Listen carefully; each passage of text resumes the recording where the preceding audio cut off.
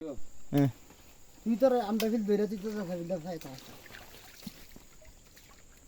দৌড়াতে সুন্দর হয় দাদা না বেশি দৌড়ালে অসুবিধা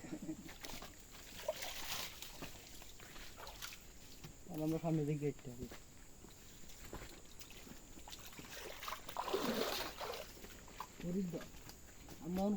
আমরা যাচ্ছি এখন ফরিদর, যেখানে ফরিদরা এসে হাত মুখ ধুয়ে গোসল করে, এই সেই ফরিদরে যাচ্ছি।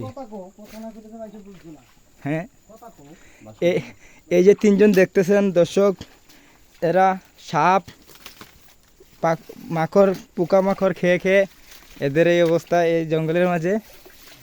দর্শক দেখেন এগুলা কিভাবে খায়, সাপ পোকামাকড় খেয়ে খেয়ে এদের জীবন চলে। এদের পোকামাকড় খেয়ে খেয়ে এদের জীবন কিভাবে যায় আমি তো নিজেই বুঝতে পারছি না, কিভাবে খায়। এদেরকে একটুও ঘিন লাগে না? পোকামাকড় যারা খায় খুব সুস্বাদু একটা জিনিস। এই জিনিসগুলা যে খায় সে বুঝে শরীরের জন্য খুব পুষ্টিকর পুষ্টিকর জিনিস। আর এইসব জায়গার পানি খুব ঠান্ডা।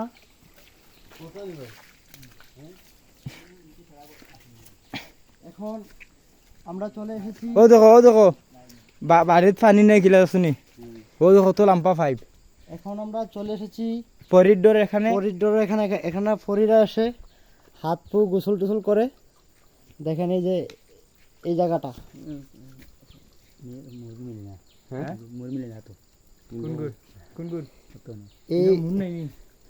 এই যে পাহাড় থেকে যে পানিগুলো আসে এই সব পানিগুলো এখানে নামে।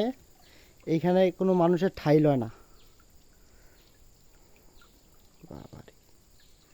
সুন্দর দৃশ্য। এই মুর নাই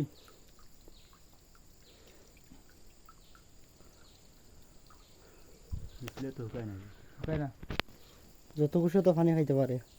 খালি পানি হয়েছিল। এটা একটা ঝর্ণার মতো রয়েছে পানি।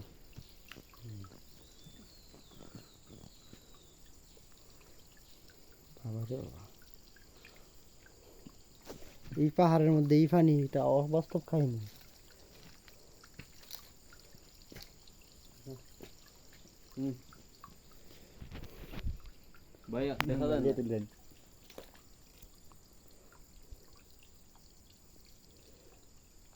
রফিক আছে ব্যস্ত সেলফি নিয়ে।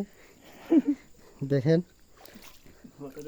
আমি তোর দিন আগের থেকে কই যাচ্ছি আর শ্বশুর বাড়িতে এসেছে আমাদের মামু কবির মিয়া।